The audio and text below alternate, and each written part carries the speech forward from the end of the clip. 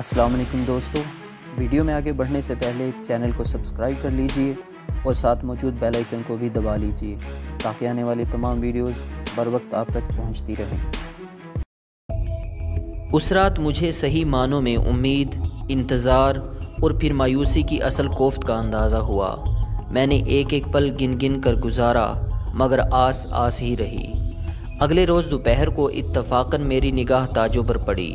वो एक ढोलकी उठाए हवेली की तरफ जा रही थी। शायद आज फिर हवेली में तरंजन जैसी कोई महफिल सजनी थी। अल्हड़ मुटियारों के कहकहे गूंजने थे और बेगम बिल्किस की आवाज़ ने दरो दीवार की किस्मत जगानी थी। कुछ भी था, मैं अब इन सारे मनाजर से बहुत दूर था। हवेली के अंदर कदम रखे मुझे बहुत दिन गुजर चुके थे। इर्द गिर्द कोई नहीं था। मैंने ताजो को रोक कर पूछा, बेगम जी ने क्या बात कहना थी? वो एकदम हंस पड़ी। सालार जी, मुझे गलती लग गई थी। बेगम जी ने दरअसल अम्मा दिलशाद के बड़े देवर के बारे में कहा था कि मैंने उससे बात करनी है। उसका नाम भी खावर है। मैं समझी कि वो आपके लिए कह रही हैं। मैं आपके पास आ गई। ताजो तो ये बात कहकर आगे बढ़ गई, मगर मैं पत्थर का बुत बना खड़ा रहा। बज़ाहिर तो ये एक मामूली वाक़या था, मगर उन दिनों दिल की हालत कुछ ऐसी थी कि इस वाक़े ने मुझे बेहद दुखी किया। एकदम उम्मीद बंधने के बाद यकायक टूटी थी। मुझे लगा सीने के अंदर एक घाव सा लग गया है। शायद पहली बार मेरी आंखों में आंसुओं की नमी भी जागी। बंद कमरे में बेगम बिल्किस का तस्वुर मेरी आंखों के सामने था। मैं खामोशी की ज़ुबान में उनसे पूछता रहा, आप तो इतनी संगदिल नहीं थीं। आपने तो कहा था अब कोई वापसी नहीं। आप तो जानती थीं मेरे लिए आपके बगैर चंद दिन भी गुजारना मुश्किल हो जाता है। तैमूर ने दरवाज़ा खटखटाया और अंदर आ गया। मेरी सुर्ख आंखों को देखकर बोला, खैरियत है यार? आज तो बिल्कुल दुखी हीरो लग रहे हो। क्यों, दुखी होना जुर्म है? यार तुम कोई नदीम वहीद मुराद नहीं, सुल्तान राही हो, सुल्तान राही। हर सुल्तान राही में नदीम और हर नदीम में थोड़ा थोड़ा सुल्तान राही होता है। मैंने खोए खोए लहजे में कहा, कुछ ज़्यादा ही उदास हो। यार दिल चाहता है चला ही जाऊं यहाँ से। मेरे बगैर भी तो यहाँ के काम चलते ही थे, मेरे बाद भी चलते रहेंगे। पर तुमने किसी से वादा किया हुआ है शहज़ादे। वादा निभाना अब मुश्किल होता जा रहा है। लगता है कोई बांध कर मार रहा है मुझे। यहाँ से दूर चला जाऊँगा तो सुकून में आ जाऊँगा, और ज़्यादा बेसुकून हो गए तो नहीं यार। वो आसपास भी है और बहुत दूर भी। ये चीज़ ज़्यादा तकलीफ़ देती है। अब ये देखो, हवेली के अंदर ढोलकी बज रही है, औरतें हंस खेल रही हैं, उनमें वो भी होगी। ये सब कुछ मेरे दिल पर बहुत ज़्यादा बोझ डालता है। वो तो ठीक है, लेकिन ये जो चारों पासे बखेड़े हैं उनका क्या होगा? वाली जी की हालत का तो तुम्हें पता ही है। वो ना बीमारों में है ना तंदुरुस्तों में। इसी दौरान में रौनक अली तेज़ कदमों से आता हुआ दिखाई दिया। उसके चेहरे पर परेशानी थी। तैमूर उसे दूर से देखकर बोला, लो जी, ब्लड प्रेशर साहब भी आ गए हैं। रौनक अली ने आते ही खबर सुनाई। मुझे कल से ही डर था कि कुछ ना कुछ होगा। क्या हुआ? मैंने पूछा। लियाकत काले ने कलावाला से गुजरने वाला रास्ता फिर बंद कर दिया है। मैंने अपने अंदर तैश की एक बुलंद लहर महसूस की। कल सब कुछ रफा दफा हुआ था, मगर आज उसने कार्रवाई डाल दी थी। आपको कैसे पता चला? मैंने पूछा। अभी 2 गाड़ी डस्के से खाद शाद लेकर आए हैं, उन्होंने बताया है। और इस दफ़ा उन्होंने पक्का काम किया है। लियाकत काले का चाचा MPA हाजी अमीन खुद मौके पर पहुंचा है और उसने अपनी निगरानी में रास्ते पर बांस शांस लगवाए हैं। साथ वाले पिंड मक्खनवाल के ज़िम्मेदारों को भी उन्होंने अपने साथ मिला लिया है। वहाँ बड़े नारे शारे लगे हैं कि रास्ता नहीं खोलने देंगे। मैंने गहरी सांस लेकर कहा, रास्ता तो शाम तक खुलवा लूँगा मैं, और उनका बाप भी खोलेगा। आप बस वाली साहब के कानों से ये बात गुजार दें। नहीं खावर, अब हमें सोच समझ कर कदम उठाना पड़ेगा। लियाकत काले ने अपनी साइड बड़ी पक्की कर ली है। अब ये पूरा एक ग्रुप बन गया है। हो सकता है कि उनको पुलिस की हिमायत भी मिल गई हो। बात हिमायत की नहीं रौनक भाई, हक सच की है। और हक सच यही है कि वो आम रास्ता है और वो बंद नहीं हो सकता। लेकिन हमको और भी बातें देखनी शेखनी पड़ेंगी। हम चौमुखी लड़ाई नहीं लड़ सकते।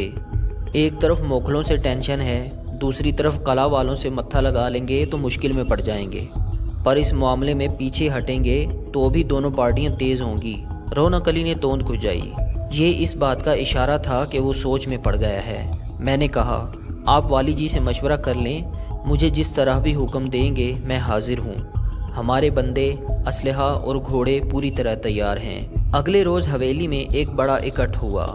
वाली जी की बरादरी के चीदा लोग और उनके हिमायती ज़मींदार जमा हुए। सलाह मशवरा होता रहा। फिर मुझे भी मर्दाने की बैठक में बुला लिया गया। यहाँ पगड़ियाँ लहरा रही थीं, हुक्के गुड़गुड़ा रहे थे, चेहरों पर गहरी संजीदगी थी। इकट्ठ में मेरे जोशो खरोश को सराहा गया, लेकिन फ़िलहाल मुझे किसी भी कार्रवाई से रोका गया और इंतज़ार करने को कहा गया। बहरहाल चौधरी अजीज़ और उसके कुछ हिमायती ऐसे भी थे जिन्होंने एक बार फिर मुझ पर मनमानी का इल्ज़ाम लगाया और कहा कि कल लियाकत से बातचीत करते हुए मुझे हवेली से भी किसी ज़िम्मेदार शख्स को बुलाना चाहिए था। कुछ लोगों से इसी ज़ुबान में बात करनी चाहिए जो वो समझते हैं। मैंने मोखल पाशा से जो बात की थी वो उसकी समझ में आ गई थी। अब दोनों लड़कियों की शादी के बाद भी उसकी तरफ से मुकम्मल खामोशी थी। मेरा अंदाज़ा था कि हो सकता है कुछ दिन तक वो किसी तरह राब्ता करे और दोनों तरफ की तस्वीरों को ज़ाया करने की बात करे। जहाँ तक लियाकत काले का मामला था, मेरा दिल बुरी तरह मचल रहा था। जी चाहता था कि एक बार फिर उस गुंडे साहब की कार्रवाई का मुंह तोड़ जवाब दूं जो पहले दिया था, लेकिन वाली जी की मजबूरी आड़े आ रही थी। अगले दिन की बात है, दोपहर के वक्त मैं अपने कमरे में बैठा रेडियो सुन रहा था कि कोई शय उड़ती हुई आई और दरवाजे से लगकर अंदर आ गई। ये एक गेंद थी, टेनिस की वही गेंद जो मैंने एक मर्तबा हामिद को ला कर दी थी। ये बीते दिनों की तरह काफ़ी पोसीदा हो चुकी थी। थोड़ी ही देर बाद हामिद भी गेंद ढूंढता हुआ हवेली से निकला और मेरे कमरे में आ गया। वो कभी कभार दिखाई देता था। मैंने उसके सर पर हाथ फेरा, करीब बिठाकर अपने साथ लगाया। बादामों वाली मिठाई खाओगे? नहीं मास्टर चाचा, उसने नफ़ी में सर हिलाया। अम्मी ने मना किया होगा। हाँ, नहीं, वो गड़बड़ा गया। और मिलने से भी मना किया हुआ है? नहीं जी, उसने खिसियाने अंदाज में कहा। इस अंदाज से जाहिर था कि मेरे सवाल का जवाब हाँ है। पढ़ाई ठीक जा रही है? मैंने मौजू बदला। हाँ जी। देखो हामिद, तुम्हारे अब्बा अम्मी तुमसे बहुत मोहब्बत करते हैं। ख़ास तौर से अम्मी की बड़ी चाहत है कि तुम पढ़ो, तुम बड़े आदमी बनो, फिर यहाँ एक स्कूल बनाओ और उसके हेड मास्टर बनो। वो हंस पड़ा। फिर उसने एकदम मौजू बदला और मोखल हवेली के उस बंगाली शेर की बात छेड़ दी जिसने कुछ महीने पहले इलाके में खौफ व हिरास फैलाया था। हामिद की बातों से अंदाज़ा हुआ कि बहुत से लोग अब भी उस वाक़े का असर महसूस करते हैं। ख़ास तौर से औरतें और बच्चे आबादी से दूर जाने से डरते हैं। मैंने उसे तसल्ली दी और कहा कि अब शेर नहीं आएगा, और अगर आएगा भी तो हम उसे बकरी बना देंगे। मास्टर चाचा, आप क्या करोगे उसके साथ? उसकी आंखों के बिल्कुल दरमियान में गोली मारेंगे और फिर उसकी खाल उतारकर उसमें तूड़ी भरकर हवेली के सामने लटका देंगे। तुम एकदम बेफिक्र रहो। उसकी आंखों में इत्मीनान नज़र आने लगा, जैसे उसे यकीन हो कि मैं ये कर सकता हूँ। उसकी आंखों, उभरे हुए रुखसारों और नाक में माँ की झलक थी। मैं उसे देखता था तो उसके चेहरे में बिल्किस की मुशाबहतें ढूंढता रहता था। हामिद उठकर गया ही था कि मुंशी मंजूर आता दिखाई दिया। आजकल मुंशी मंजूर से ताल्लुकात बिल्कुल ठीक थे। वो जियो और जीने दो के असूल पर अमल कर रहा था।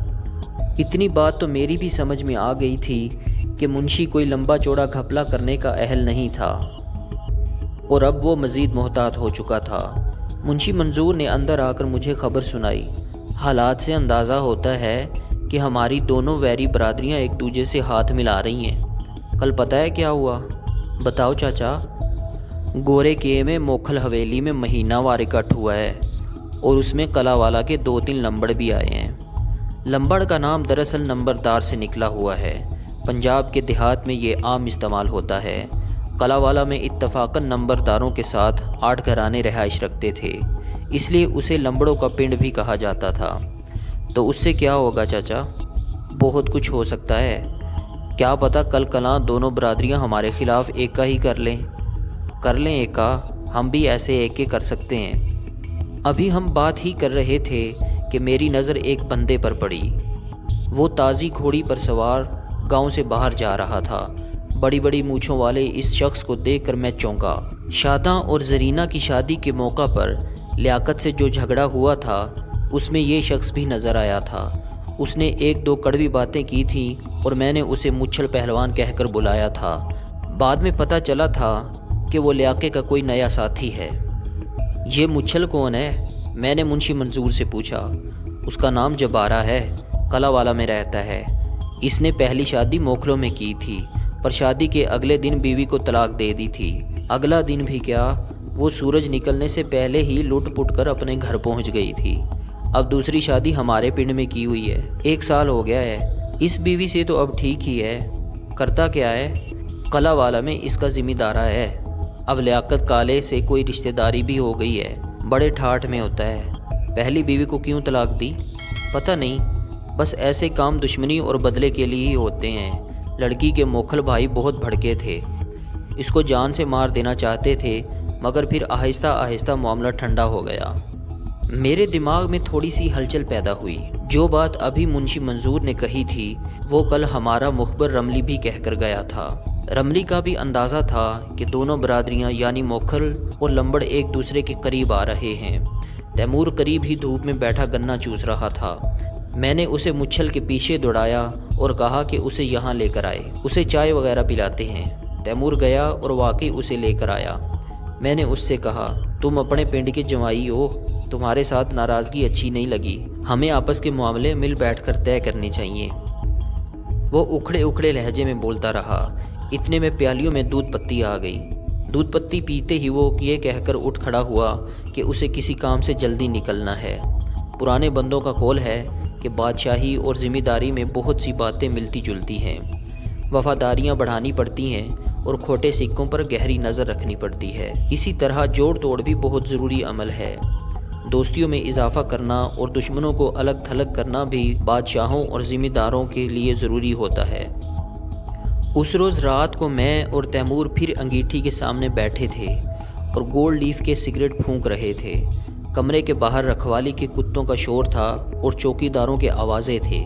میں نے کہا، تیمور ایک کام کرنا ہے اور کل سویرے ہی کرنا ہے، فرماؤ۔ اس نے تہ بند پھیلا کر انگیٹھی کی حرارت اپنے اندر سمیٹتے ہوئے کہا، تمہیں یاد ہے کہ جب ہم نے مکھاں کی تصویریں اتاری تھیں تو پہلے مکھاں کے دونوں ماموں کے لیے طوائفوں کا انتظام کیا تھا؟ بالکل، اور انتظام کرنے کے لیے ہم نے ساجے کیٹو کا منت ترلا کیا تھا۔ ساجے کیٹو نے طوائفوں کو یہ نہیں بتایا تھا کہ انہیں کس نے بک کیا ہے، بس اتنا کہہ دیا تھا کہ قلعہ والا سے بکنگ ہوئی ہے۔ ہاں یہی ہوا تھا، تیمور نے کہا۔ یہ جو وہاں قلعہ والا کا نام استعمال ہو گیا تھا تو یہ ہمیں بہت فائدہ دے سکتا ہے یار۔ وہ کس طرح؟ تمہیں پتہ ہی ہے موکھل پاشا آج کل پورے زور سے ہماری CID پر لگا ہوا ہے۔ وہ جاننا چاہتا ہے کہ ہمارا رابطہ کن کن لوگوں سے ہے اور تصویروں والی کارروائی میں کس کس نے میری مدد کی۔ وہ دونوں طوائفوں کے پیچھے بھی ہاتھ دھو کر پڑا ہوا ہے، کبھی ان کو اپنے پاس بلا لیتا ہے، کبھی ناچ گانا سننے کے بہانے ان کے پاس پہنچ جاتا ہے۔ تیمور نے اسبات میں سر ہلایا۔ میں نے کہا، اب اگر اس موقع پر موکھلوں کو یہ پتہ چلے کہ طوائفوں کو بک کرانے والا بندہ قلعہ والا کا جبارہ تھا تو کیسا رہے گا؟ میں سمجھا نہیں۔ اتنی مشکل بات نہیں، موکھل پہلے ہی جبار سے بیر رکھتے ہیں۔ جبارے کا یہاں راجوال میں آنا جانا ہے۔ جب جبارے کا نام موکھل پاشا کے سامنے آئے گا تو بات فوراً اس کے دل کو لگے گی۔ اسے یقین ہونے لگے گا کہ جبارے کے ہم سے رابطے ہیں۔ اگر یقین نہ بھی ہو تو شک ضرور ہو جائے گا، اور شک بھی ہو گیا تو کچھ نہ کچھ ٹینشن ضرور پیدا ہوگی وہاں۔ اب بات تیمور کی سمجھ میں بھی آ رہی تھی۔ وہ بولا، ٹھیک ہے، اگر یہ لوگ ہمیں لڑانے کا کوئی موقع ہاتھ سے نہیں جانے دے رہے تو ہمیں بھی ہر موقع سے فائدہ اٹھانا چاہیے۔ پھر اس نے ایک دم چونک کر میری طرف دیکھا اور بولا، اچھا، اب سمجھ آ رہی ہے، تم نے کل اس مچھل کو اپنے ساتھ دودھ پتی کیوں پلائی تھی؟ میں نے یہ چال موکھل اور لمبڑ برادری میں تھوڑا سا فاصلہ پیدا کرنے کے لیے چلی تھی، مگر اس کا فائدہ میری توقع سے زیادہ ہوا۔ دیکھتے ہی دیکھتے بڑی دلچسپ صورتحال پیدا ہو گئی۔ تیمور نے میری ہدایات کے مطابق ڈانسروں کی نائکا گلشن کو ڈسکے میں ایک گمنام فون کروایا، جس میں ڈانسروں کو بک کروانے والے کا نام چودھری جبار بتایا گیا۔ اس کے بعد باقی کام آپ و آپ ہونے لگے۔ سب سے پہلے اطلاع ملی کہ موکھل پاشا قلعہ والا گیا تھا اور وہاں جبارے کے ساتھ اس کی سخت تلخ کلامی ہوئی ہے۔ اگلے روز معلوم ہوا کہ موکھل پاشا کے بندوں نے پرانی پل کے قریب جبارے کو تانگے سے اتار کر پھینٹی لگائی ہے اور اپنے ساتھ موکھل حویلی لے جانے کی کوشش کی ہے۔ دیکھنے والوں نے بتایا کہ جبارے کی شلوار کا نالا کاٹ دیا گیا تھا اور جبارے کو ستر چھپانے کے لیے شلوار کو ہاتھوں میں دبوچنا پڑا تھا۔ ان باتوں کی تصدیق ہمارا مخبر رملی بھی کر رہا تھا۔ 2 دن بعد ملنے والی اطلاع بڑی سنسنی خیز تھی۔ پرانی پلی پر ہی لمبڑ اور موکھل برادری کے کچھ لوگوں میں لڑائی ہوئی تھی۔ دونوں طرف سے ڈانگیں کلہاڑیاں چلی تھیں۔ دوستو، آج تک کے لیے اتنا ہی۔ ملتے ہیں اگلی قسط میں، تب تک کے لیے اپنا خیال رکھیے۔ اللہ حافظ۔